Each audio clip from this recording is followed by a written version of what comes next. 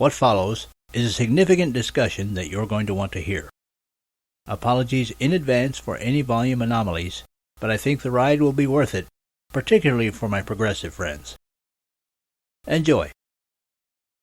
Stand by for action.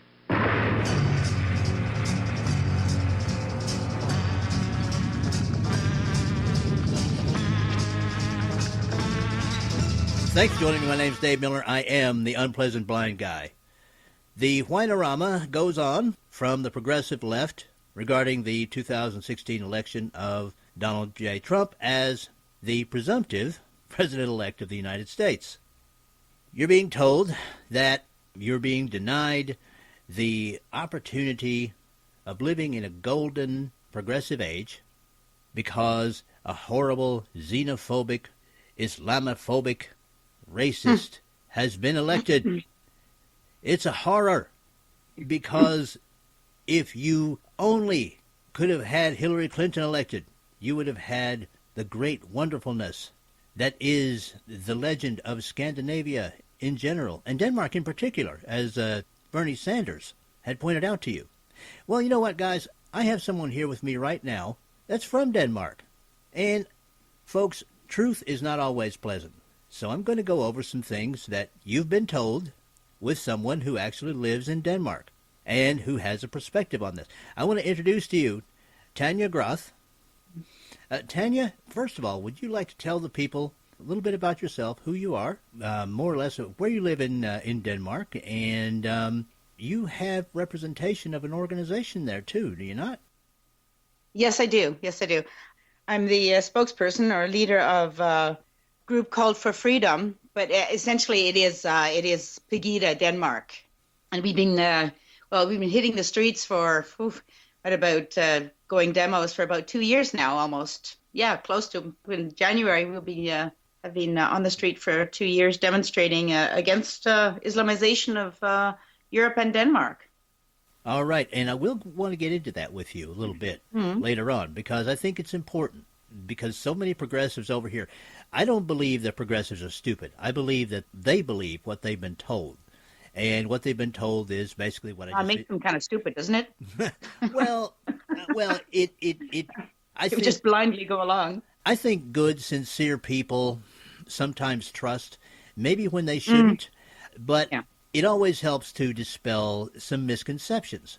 Now, one of the misconceptions that a lot of progressives over here have is that Scandinavia in general and Denmark in particular are golden lands where everything is free, no one has to work, and somehow there's a never-ending supply of money for everyone to live in the lap of luxury. So let me ask you, Tania, first of all, is everything free in Denmark? Oh God, no. What do you mean by everything? We do have free health care and education to a degree. So no, not everything is free, but yes, it's heavily subsidized by the government. Actually, by the very few working people, I would say in Denmark. You consider, what is it about? I'm thinking about a quarter of the population is actually carrying the rest, and of course, it's getting worse and worse. Okay, so people in Denmark do actually have to work.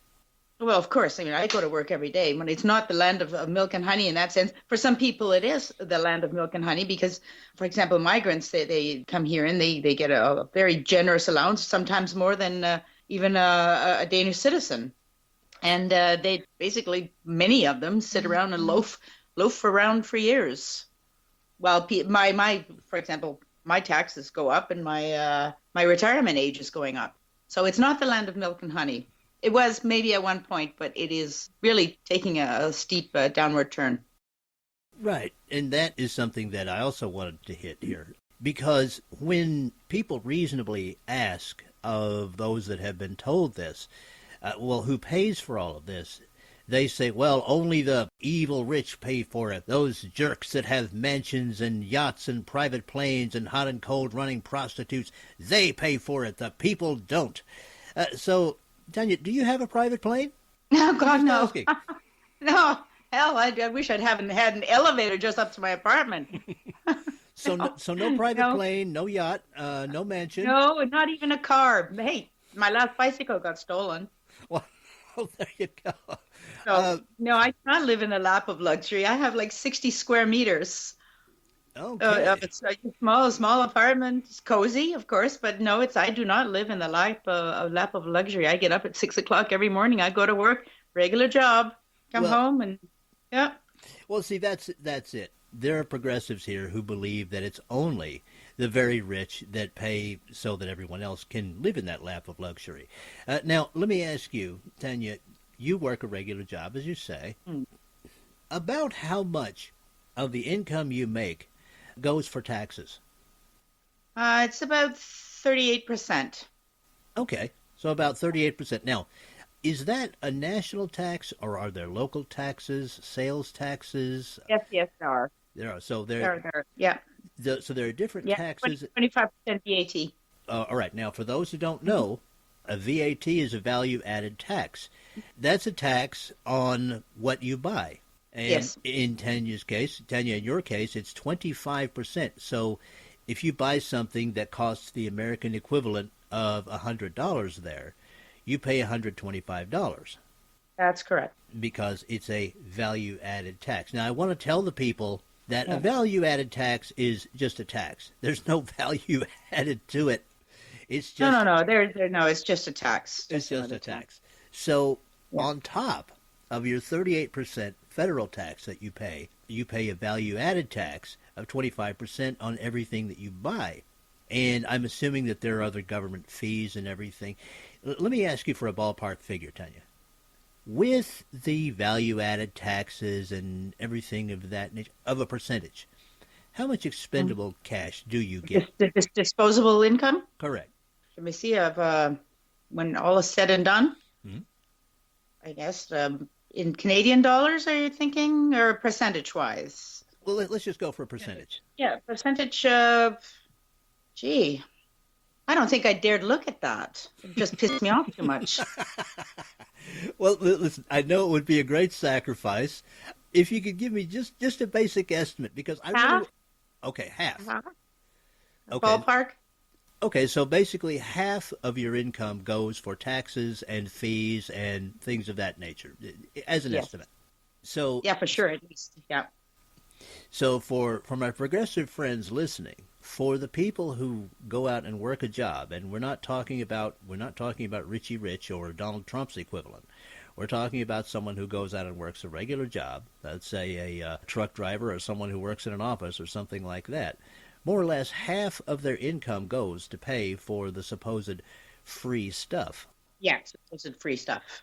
Now, over here in the States, Tanya, you know that we've had really about 28 years of increasingly progressive presidential administrations, starting with the first President Bush and continuing on to our current president, President Obama.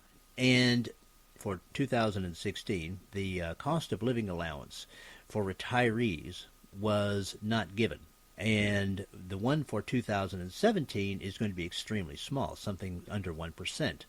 And there are those who say that this has much to do with the uncontrolled immigration of Mexicans and people from Central and South America, China, and other places from our southern borders, and from the large influx of Muslims from the Middle East that has been brought in increasing numbers by the Obama administration.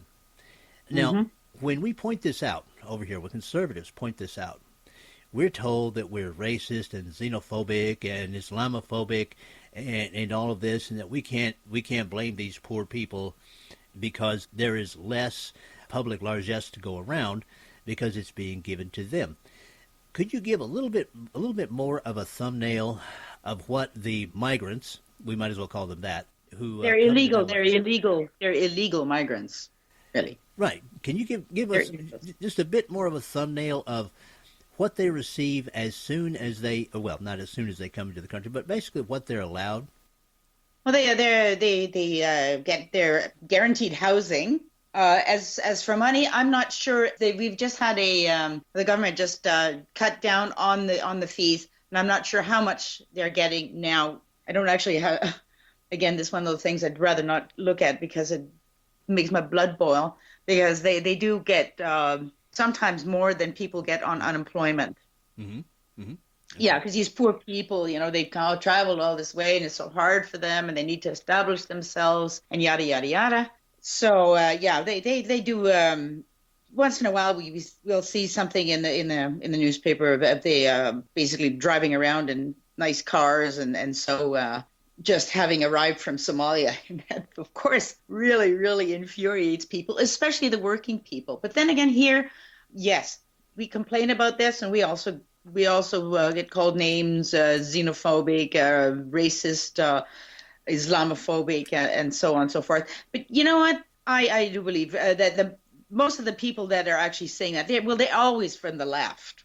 They're always from the left, really. And I would bet you that if we looked at it, that most of the working people, working population, they're actually from the right. Well, They're actually the hardworking people. let me So it's ask you. easy enough to sit enough and slander other people and throw cow dung when you're not working. Well, let me Yeah. ask you about that. And this is important. Years ago, when I was in school, I saw a film from Australia, and they were talking about immigration there. And they said that when people immigrate to Australia, we ask one question: what can you do? This Yeah. brings to mind, that stayed with me because we're talking about skilled labor Hmm. versus unskilled labor. Now, we're getting a lot in the United States of unskilled labor. There are people who are willing to work, but they have no skills. And I'm wondering if you're getting the same thing in Denmark. And if you are, do you have any notion of how many of these migrants actually do wind up getting substantive jobs and paying taxes into the system? Very, very, very, very few. And we're talking about a very small, small, small percentage. And again, we get them from Middle East and Africa, many from Africa, and basically illiterates. Hmm. And Denmark is a very modern, progressive country, and we everything functions where it used to in any case.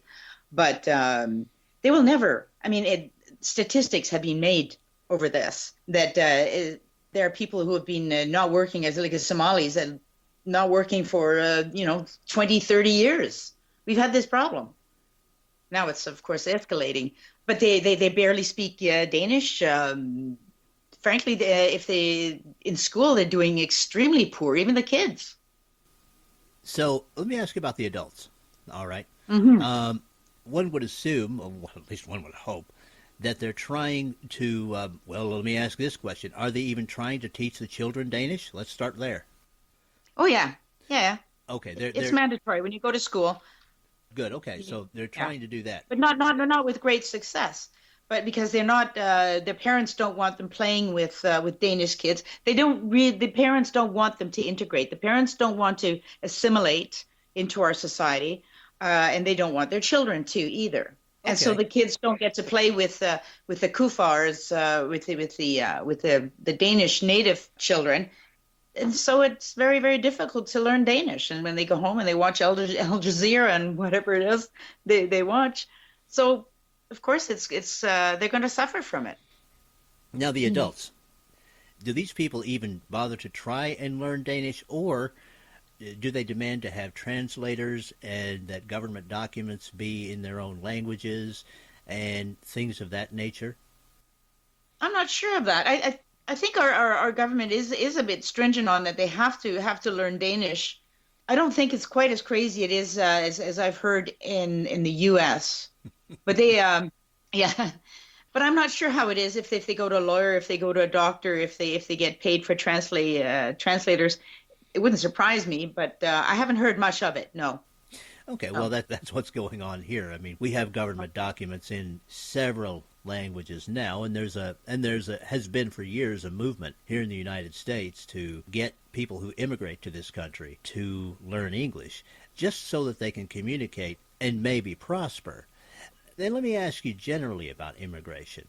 And this goes to Pegida and to other organizations like that in Denmark. My guess, and correct me if I'm wrong, is that you are not opposed to the immigration of people who have skills, want to learn the language, and want to assimilate to your country's social and cultural norms. Am I correct? Absolutely correct. Of course, we have no problem with, like you said, people who have skills and who want to, that genuinely want to become Danish and be a part of Danish society. That would be foolish to have a problem with, for us to have a problem with that. No, we have no problem with that at all. And it doesn't matter where they're from. So it has nothing to do with race or color. So long as you have a will and the heart to be a part of our society and you have some skills and you can contribute, they're more than welcome. Absolutely. But those aren't the people who are coming. Right. Very few of them. That's what I was going to get into. What you're getting are people who have to be educated often from the ground up, who were probably illiterate even in their own countries, and people who have absolutely no social skills when it comes to Denmark. Well, they're not coming here, David. They're coming here for the money. They do get money here. Mm-hmm. Yeah, they get free money, what they call free, it's out of my pocket and other hardworking Danes' pockets. Mm-hmm. But the word is spread down in Africa that there is money in Scandinavia. And Scandinavia, they're suckers. Yeah. So they're not coming here to be Danish or to assimilate. They're coming here because, well, hey, we have money. Well, I guess you can't fault them for that.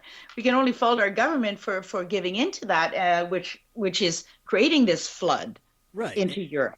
If we shut the coffers tomorrow, Germany and all European countries said, you're on your own. You get not a penny. You get nothing. Nada. It would stop. The whole thing would stop. Right. In the States, we call that turning off the magnet. And certainly that's something that I advocate for here in the United States. And to my progressive friends, I just want to say that you're listening to Tania, and I'm going to ask her about this next. More welfare for these immigrants, these illegal, unskilled immigrants, means less welfare for you and for those people in the United States who need it. And that's why I'm talking to Tania right now. Tania, let me ask you this. The people in Denmark who actually need social services, the disabled, the elderly, the people like that, are they beginning to see services dedicated to them lessen? Very much so. Okay, can you tell me about that? Very, very much so. Less nurses, less staff in the old people's homes. Frequently, I read articles in the newspaper. They even post pictures of some of the food that they serve the elderly, and it is just appalling. It's horrifying. It's shocking, and the way we treat our elderly now is I have no words for it really. And yes, the services are going downhill, and people are starting to notice it. So, because of the influx of the migrants, there is actually less money. Yeah, the resources flow over to the newcomers. Okay. So basically, these elderly people who have worked all their lives to create this wonderful society that we kind of used to have, they are being treated like garbage. They're sitting in their dirty diapers and getting shitty food. Yeah. So that's the land of milk and honey for you now. Well, there you go, guys. I mean, that's the reality. That is the reality.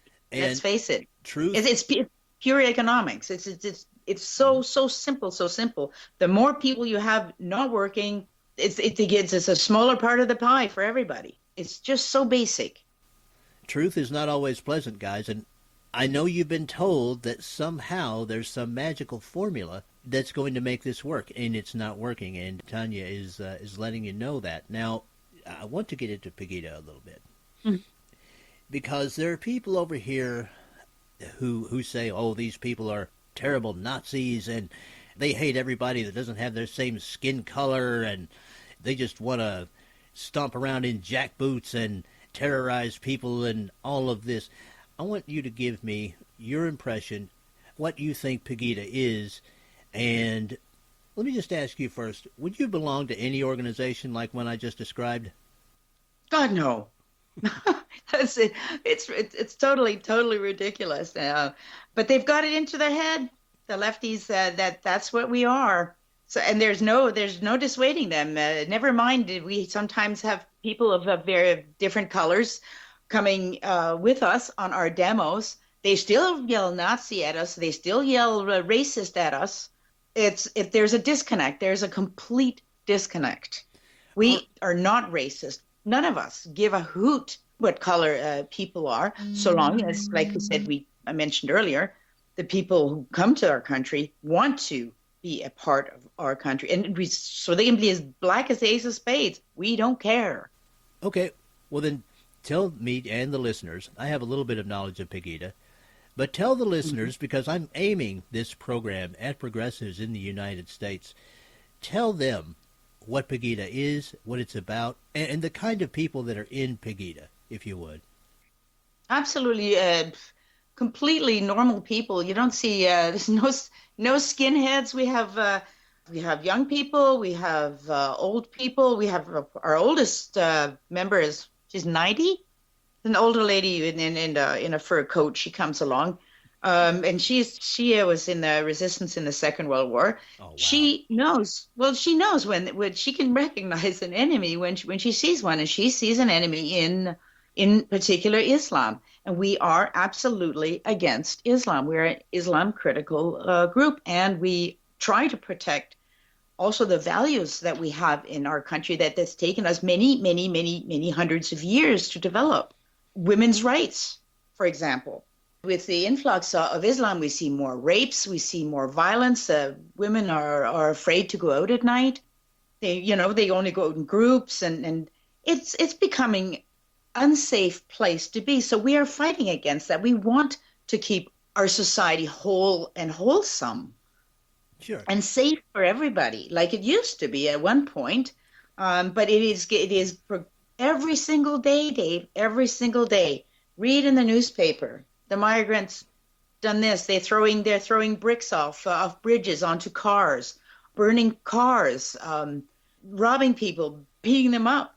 It is really, it's quite astonishing how bad it's gotten in just the last 10 years.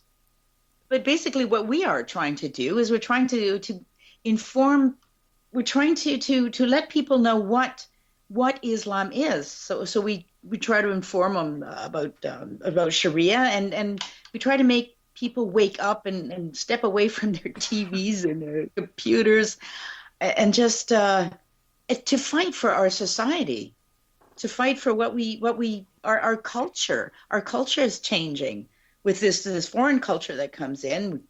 Halal is being forced on us, halal meats. You don't have to put any stickers on, so you never know.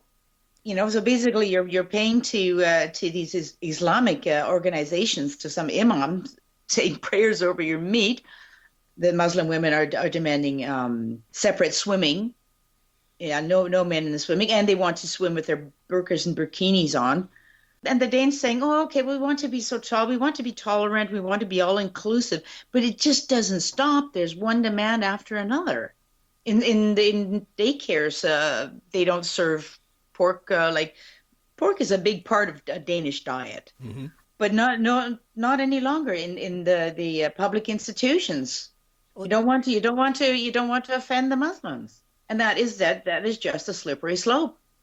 So what you're saying is that what Pegida is against is what I call the Islamization of Denmark, or Pegida is, of course, a larger organization. Yes, and we're not just against something. We're also for our culture, and we're for freedom of speech. That's a big one.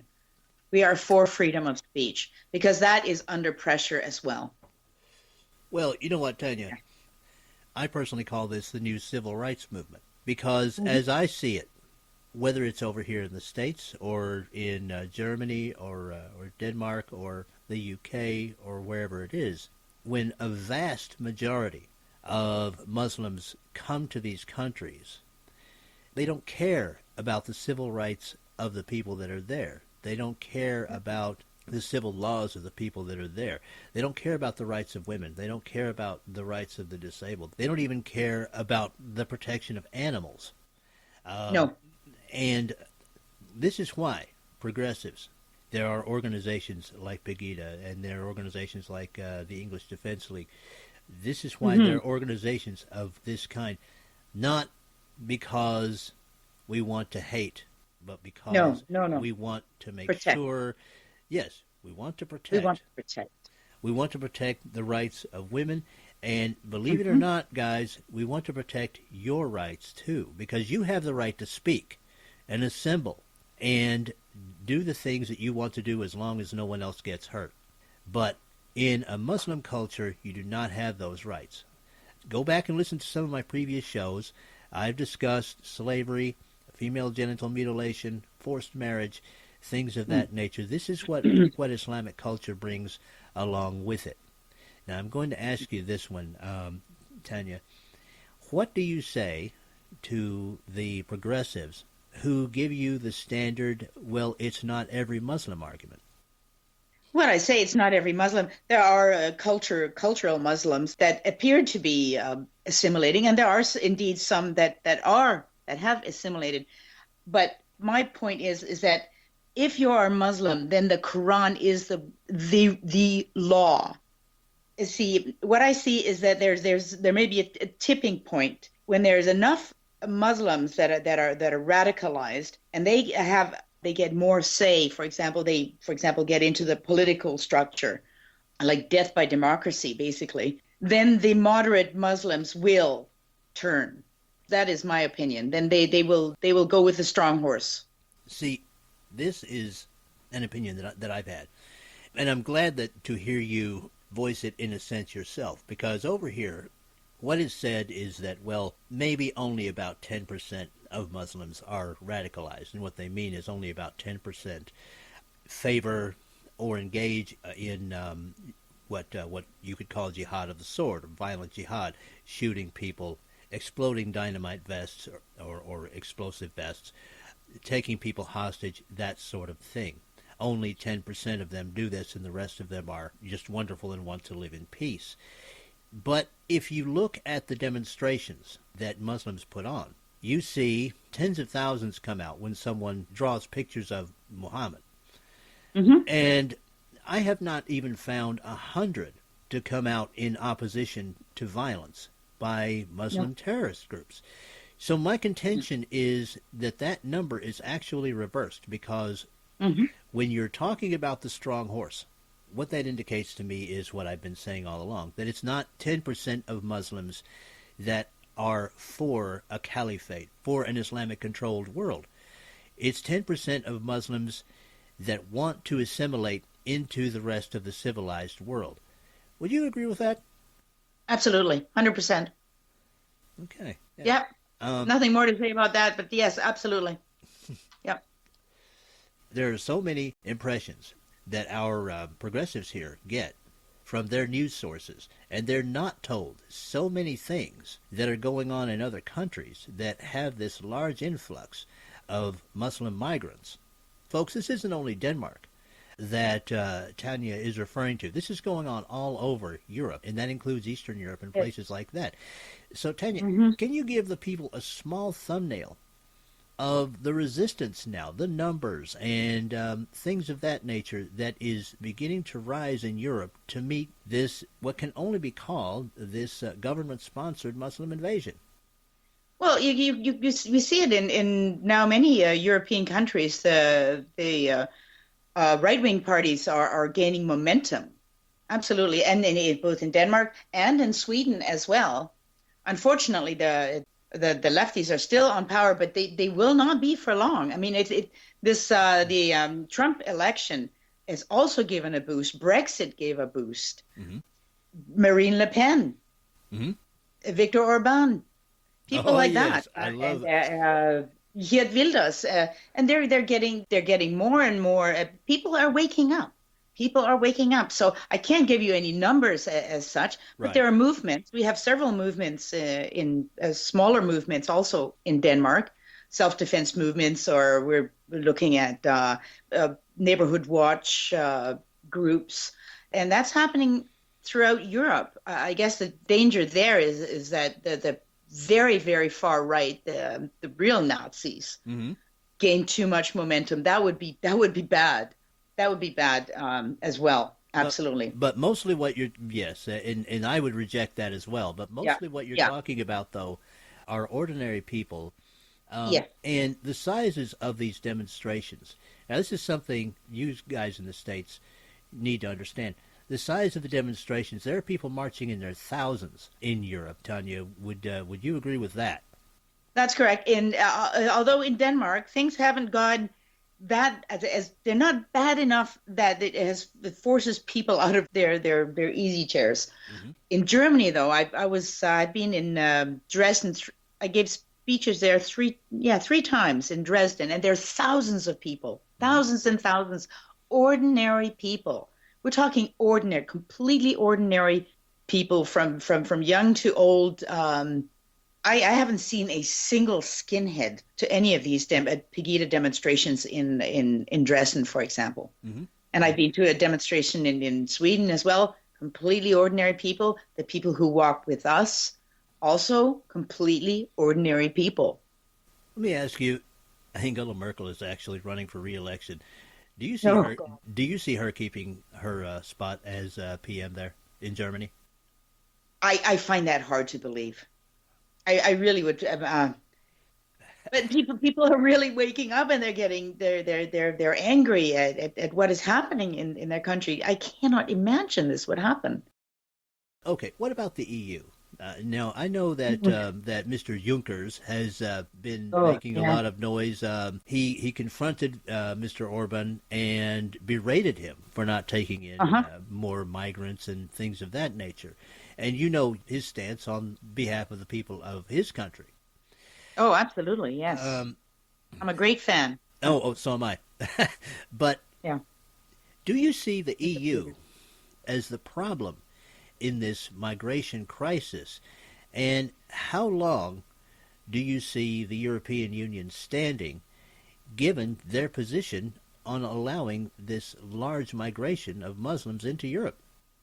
I personally don't see it standing very long. It is in the process of disintegrating. Mm-hmm. For example, Marine Le Pen, when she gets in, I'm saying when, that would be the end of that.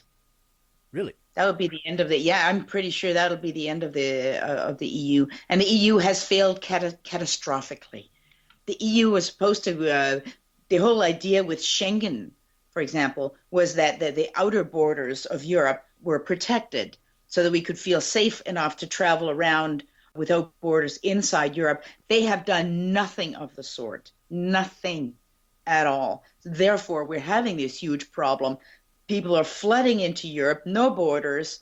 It's a total disaster. It's it's hard to put words on just how remiss they have been in their responsibility. The EU. Well, there's a great dislike of the EU. Well, there you go. I mean, that right there, I want to say to the progressives in the United States, that's what happens when you don't protect your borders.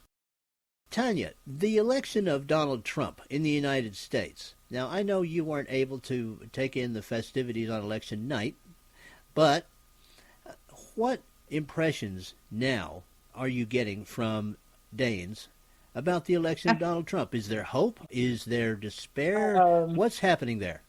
There's despair. Oh my God, our mainstream media is just they're turning themselves inside out. How could this happen? Oh, so terrible, and it's going to be so dangerous for us. And they are absolutely they've got the same bug as the American mainstream media, and I find it quite funny. Of course, I hang around people who are Trump fans, basically, but most Danes, I would say, they were amongst those of Europeans who really wanted Hillary to win. Mm-hmm, mm-hmm. So they were quite upset. The days after the election, it was they might as well have been running around in black, all of them. Oh, okay. Well, do you think that Danes, once the election of Donald Trump becomes a fait accompli on December the 18th, do you think that they will at least give him a chance as a leader, or are their hearts set against him completely now and forever? No. They will. They'll get used to the thought, and ultimately he will. I am sure that he will do some really, really good things very, very fast, and that will spread, and I'm sure his popularity will rise. And like I tell my progressive liberal friends, that just take it easy, give the guy at least the first 6 months before you pass any judgment. And I am sure that they are going to change their minds, because I do have great confidence in a President Trump. I do. I think he's a great guy, and I think he'll do a really fine job. And Tania, I think that is going to just about do it. I want to thank you for coming on The Unpleasant Blind Guy. I appreciate you very much. I know that it's late where you are, and I really appreciate the time you took. And to my progressive friends, to whom I'm doing this show for, I just want to say, I know you're angry right now because Hillary Clinton did not win, but as I said in my Thanksgiving show, you may want to look around at other news sources. You may want to look at what's going on outside of the United States of America. Mm-hmm. You may want to look at what the conservatives are saying and why they're saying it. It's not about racism. It's not about hate. It's about wanting to protect you and your children and the prosperity of the United States of America and our future, the future for all of us, regardless of skin color. Don't give in to the propaganda that is on so many news channels right now. There is a future ahead for us, and it's a future that we all have a place in of prosperity if we will join together. And that's it for this time. I appreciate... Amen to that, Dave. Amen to that. Well said. Thank you. I appreciate Tania Groth for joining me this time, and I appreciate each and every one of you. Thank you for listening, and may your God go with you. Thank you, Dave. Goodbye. Bye. The Unpleasant Blind Guy is copyright 2016. Anno Domini.